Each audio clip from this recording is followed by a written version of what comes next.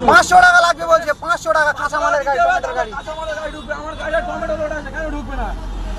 কাঁচামালের গাড়ি 500 টাকা লাগবে। সিভিল পুলিশ বড় অফিসার, গাড়ি ঢুকতে দিচ্ছে না, কাঁচামালের গাড়ি। এই সব আলিমিনদের, সব আলিমিনদের সব বলিস, আলিমিনদের সব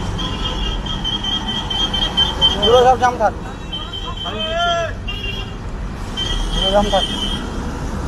এই স্যার 500 টাকা ক্যাশ চেয়েছে, 500 টাকা, 500 টাকা চেয়েছে। আমি স্যার কে দিচ্ছে 500 টাকা চেয়েছে, আমরা দিইনি বলে স্যার এখন কে দিচ্ছে গাড়িতে।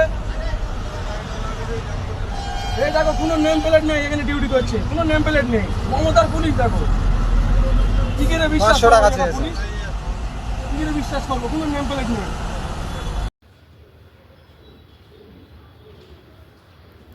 নমস্কার বন্ধুরা, আরেকটি ভিডিও নিয়ে আসছি আমি আপনাদের জন্য।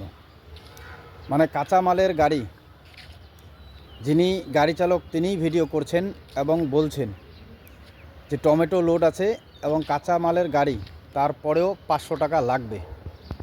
এবার ভাবুন কি চলছে আমাদের বাংলায়, এবং বাংলার বেশিরভাগ লরি চালক এই ভিডিও করছেন, সোশ্যাল মিডিয়ায় ছাড়ছেন।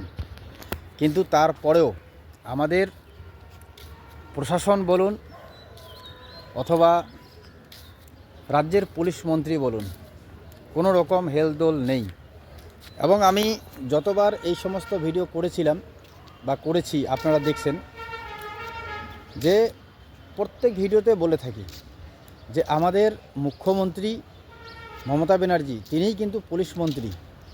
তিনি বলেন যে তিনি সোশ্যাল মিডিয়াটা খুব গুরুত্ব দিয়ে নজর রাখেন, কারণ সোশ্যাল মিডিয়ার মাধ্যমেই নাকি এই মমতা ব্যানার্জির রাজত্বকালে মমতা ব্যানার্জি যত উন্নয়ন করছেন, যত রকম স্কিম করছেন, সেই উন্নয়ন নিয়ে কিছু সোশ্যাল মিডিয়া আছে যারা অপপ্রচার করছে, যার জন্যেই তিনি বলছেন যে সোশ্যাল মিডিয়াটা নজর রাখতে তার নেতা নেত্রীদের, এবং তিনিও রাখেন। কিন্তু আমি প্রশ্ন করতে চাই, আপনারা কি এই ধরনের এই যে সোশ্যাল মিডিয়ায় ভাইরাল ভিডিও যে আমাদের রাজ্যের পুলিশ, কিছু পুলিশ সাধারণ লরি চালকদের ওপর, সাধারণ বাইক চালকদের ওপর, স্কুটি চালকদের ওপর এই যে জোর জুলুম করে একটা তোলাবাজি, মানে পয়সা হাতানোর অভিযোগ বা সাধারণ মানুষকে হেনস্থা করছে, এবং যখনই কোনো লরি চালক, গাড়ি চালক, বাইক চালকদের এইভাবে হেনস্থা করা হয় তখনই তারা কিন্তু ভিডিও করা শুরু করেন। এবং অনেক সময় আমরা দেখছি যে এই ভিডিও যাতে না করে, যার জন্যে মোবাইল থেকে হাতানো থেকে শুরু করে হাতাহাতি পর্যন্ত জড়িয়ে পড়ছেন। কিন্তু তারপরেও আমাদের রাজ্যের প্রশাসনের বা আমাদের রাজ্যের পুলিশ মন্ত্রীর কোনো কড়া পদক্ষেপ নেই। কী কারণ? রাজ্যটা চারদিকে হৈ হৈ শুরু হয়ে গেছে, দুর্নীতি, তোলাবাজি, এবং শেষে যে পুলিশ সাধারণ মানুষকে রক্ষা করার জন্যে, আপনারা দেখবেন বড় বড় ব্যানারে লেখা থাকে যে পুলিশ কিন্তু সাধারণ মানুষকে সহযোগিতা করার জন্য, সাধারণ মানুষকে রক্ষা করার জন্য, সাধারণ লরি চালক বা বাইক চালক তাদেরকে রক্ষা করার জন্য পুলিশ প্রশাসন। কিন্তু সেই পুলিশেরই একাংশ যারা এই পেপার চেকিংয়ের নামে, বাইক চেকিংয়ের নামে, তারা মানে রোড সেফটির নামে তারা কিন্তু এই সাধারণ লরি চালক, বাইক চালকদের ওপর মানে কি বলবেন, যে নিয়ম ভেঙে তাদের কাছে পয়সা নিচ্ছে, এবং সেই পয়সা নেওয়ার ভিডিও এবং অবৈধভাবে ফাইন করার ভিডিও সোশ্যাল মিডিয়ায় ভাইরাল। তো ভাইরাল ভিডিও নিয়ে আমরা অনেক সময় ভিডিও করছি যারা সোশ্যাল মিডিয়ায় কাজ করছি, কিন্তু সোশ্যাল মিডিয়ায় কাজ করার পরেও ফায়দা কি? আমরা তো কি করব, আমরা এই সমস্ত ভিডিও জনগণের সামনে তুলে ধরব বা আমাদের প্রশাসনের সামনে তুলে ধরব, বা রাজ্যের নেতৃত্ব যারা আছেন, যে সরকার গঠন করছেন, সরকার চালাচ্ছেন, সেই সরকারের নজরে আনার জন্য আমরা এই সমস্ত ভিডিও সোশ্যাল মিডিয়ায় আবার তুলে ধরি। কিন্তু তুলে ধরার যে একটা ফায়দা কোথায়?